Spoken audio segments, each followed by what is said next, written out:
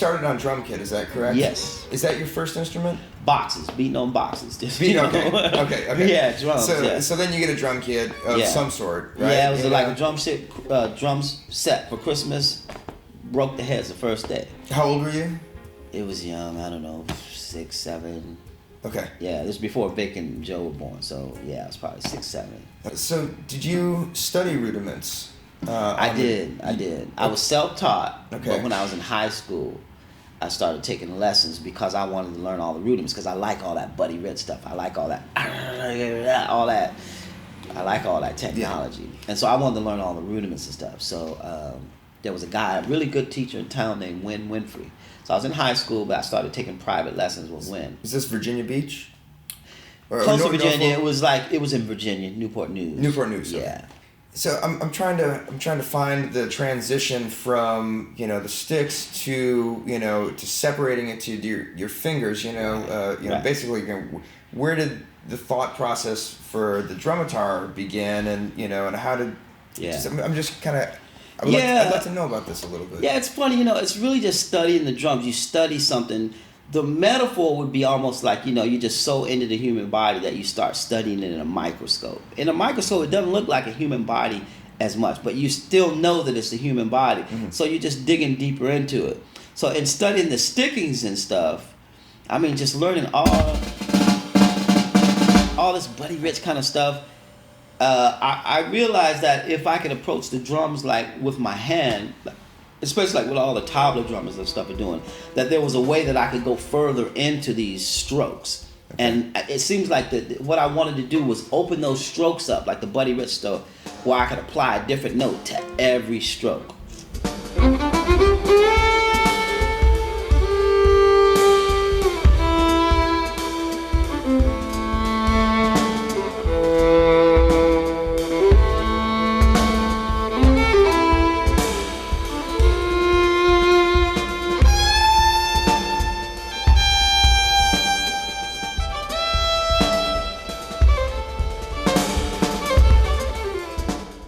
First started doing this, a lot of people just didn't understand it, man. And then after, 5 Grammy Awards or a few really after the first Grammy or second Grammy, it's like, oh, okay.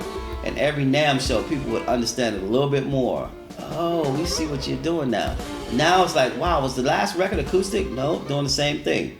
It's like, whoa. You know what I mean? And so my whole approach was, I never wanted to like advertise it so much. When we did the first record with Flecktones, I just wanted to play, don't make a big deal out of it, mm-hmm. and let people just experience. If nobody said anything, that would be to pass the test, Yeah.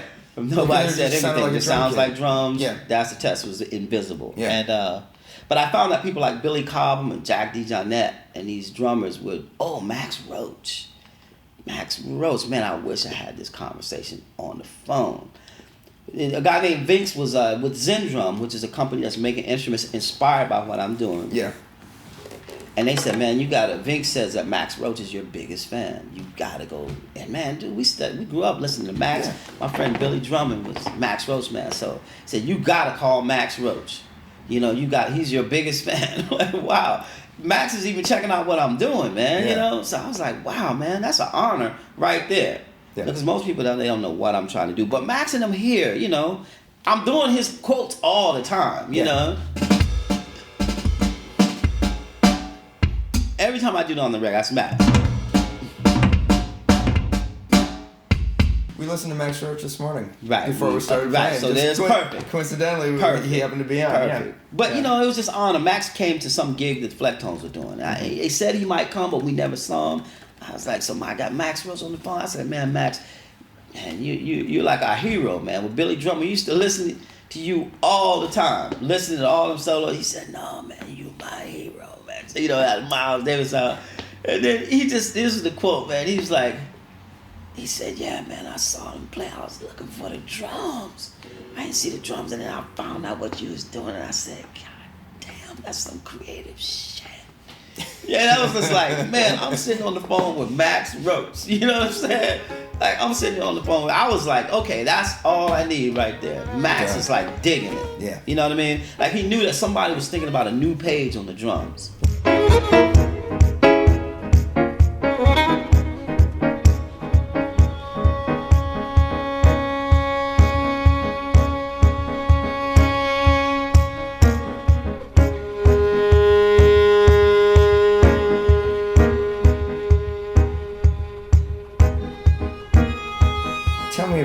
the Royale, which is your keyboard there. Yes. Yeah. And what's happening there? That's actually the second version of the keyboard that I did, where what I have is like I have stair steps because I have them layered like a typewriter, right? Yep. Why do I have them layered like a typewriter? Because right there, I'm sliding. Mama, daddy, mama, daddy. So now I'm doing da da da da da da da da da da da, and here da da da da da da da da da da da da, and now I'm going da da da da da da da, and I can tell, I can show anybody that. Yeah. A grandma that don't know no music, I can teach them how to do that. Right? So now we can start thinking in drum language where I can take you quicker here. You know what I mean? Yeah. Where only drummers would take the time to get it. But here, you can slide off. I can get people into those ideas, right? And plus, it's starting to lead me into ideas from the slides as well. I think it's worth mentioning how the keyboard actually works. Yes. I'm sure people are wondering about it. Each one of those pads that you have on the drumitar are pickups. Yeah, they're piezo pickups. crystals. So it's phenomenal. I don't know why it works so accurate. So you tap that, and then that sends a signal to basically a computer that stores the sounds that you want to hear. Yeah. Basically. Yeah. And so on the keyboard, there's one of those underneath each pick or key that you see there. Right. And all the keys are made from guitar picks, right? Yes. Yes. So why guitar picks? Yeah, there were guitar picks because it gives me a surface, so my fingers it even makes the touch even more sensitive. Mm-hmm. It backs the touch up, so I'm hitting these piezo, but the end of a tip, and that tip has a little bit of give, so it feels kind of pregnant, really. So I'm just off of those tips. Just have a little. It's like when you put cards inside of a bicycle wheel, and it goes. Yeah. So it gives that, because what's happening is I'm sliding off those keys now, right. And it has just a little bit of give. Yeah. So if I go da da da da da da da da da, ba ba ba, bam, and it leads me right there, ba bam, and if I want to come back up, bam, I can come back up. Hit it back up. Ba ba ba. Ba, ba, ba. Okay. So, flamingo.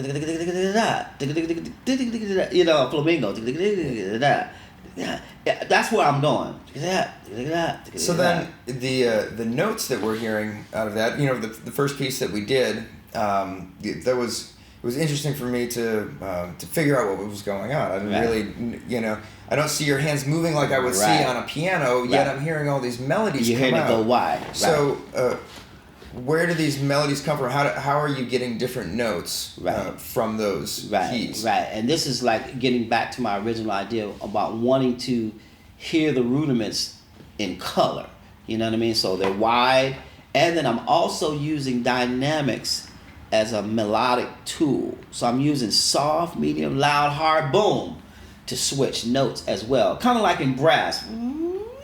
You play a little bit harder, the note goes higher. Okay. It's kind of using that intensity to shift the note. So the harder you are hitting, the higher I got it going. The higher it is. Okay. Right. So where do you see it developing? What do you have is there some not an end in sight, but are there some goals that you're trying to get to? What do you got planned? Yeah, with me, it's like I just have works. Like they're works. Like all the music with the Black Mozart, all the notes exactly.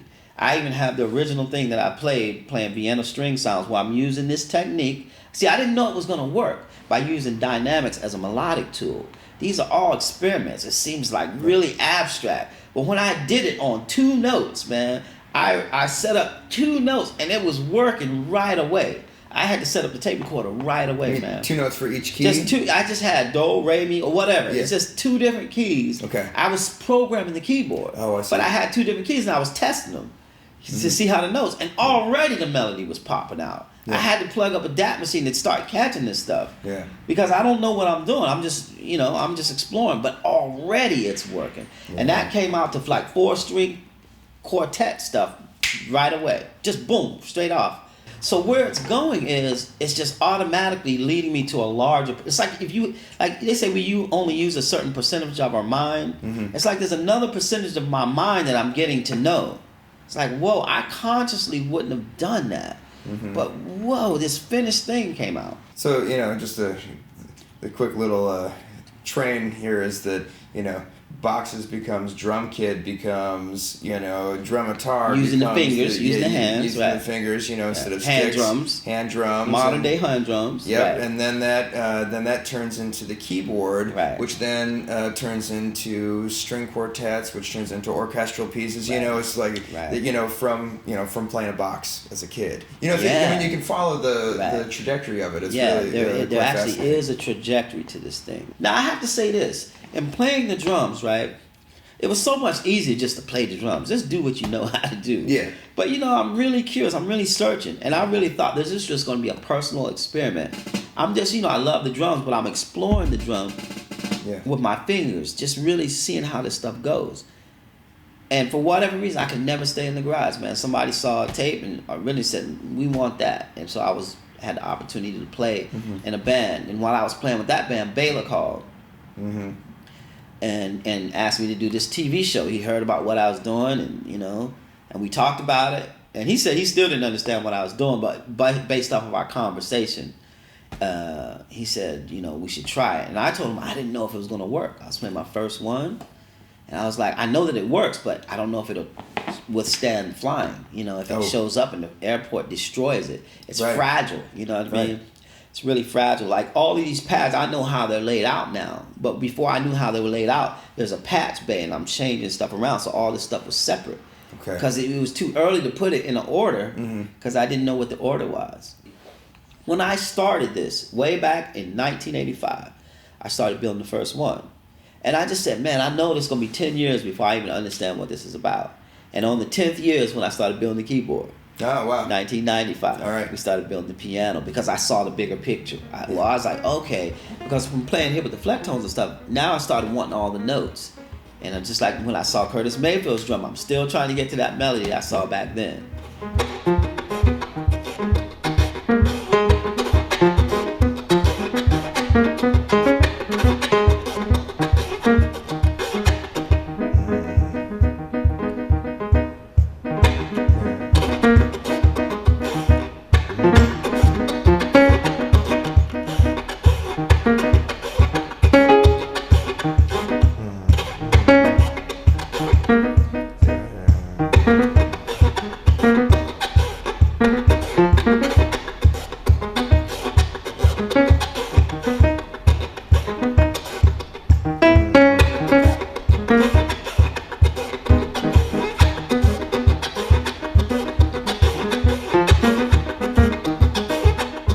Specific moments of inspiration that have led to this, or just in general epiphany moments in your background, like maybe one or two that you think of that changed the way you think about music?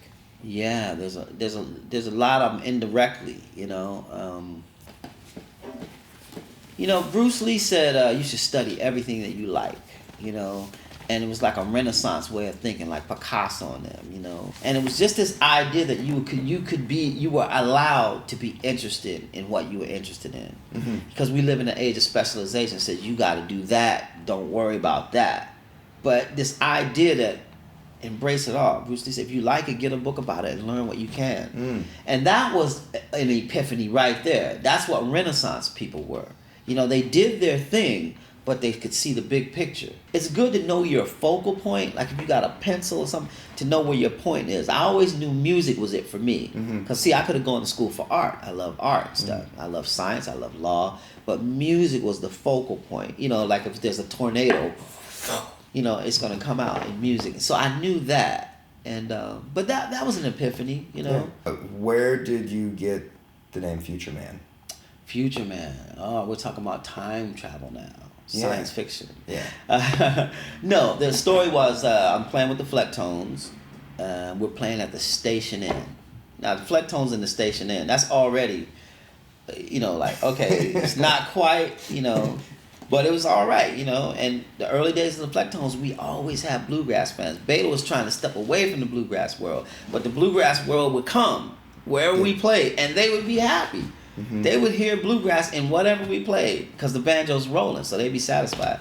So we're playing Station N, and we took a break. It was like the early days of the Flecktones, so every gig was just like everybody's, what's going on, man? It's electric. We took a break. Mark O'Connor and Jerry Douglas come backstage. Mark shakes my hand, and he says, man, it just felt like I didn't even have any bones in my hand. He said he just felt the energy, you know. We were pumped up, but he said it felt like all he just felt was energy, and he just said, he's the Futureman. Mark O'Connor. It's either Jerry Douglas or Mark. I'm not sure which one said it. Yeah.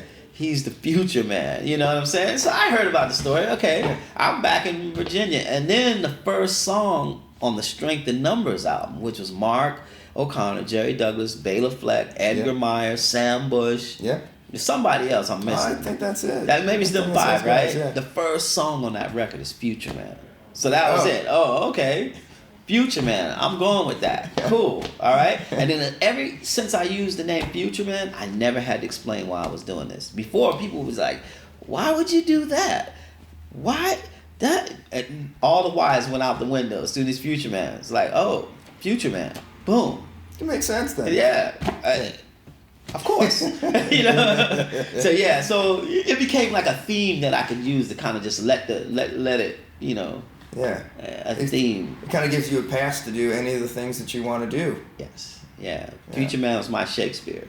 One thing that I wanted to ask you about was growing up in your musical family. Yeah. Because you're one of 5 brothers. Yes. Everybody's playing a different instrument. Yes. And what was it like growing up in that family? Did everybody play together? How did people get started? How were instruments chosen for people? Yeah, it's really funny, man.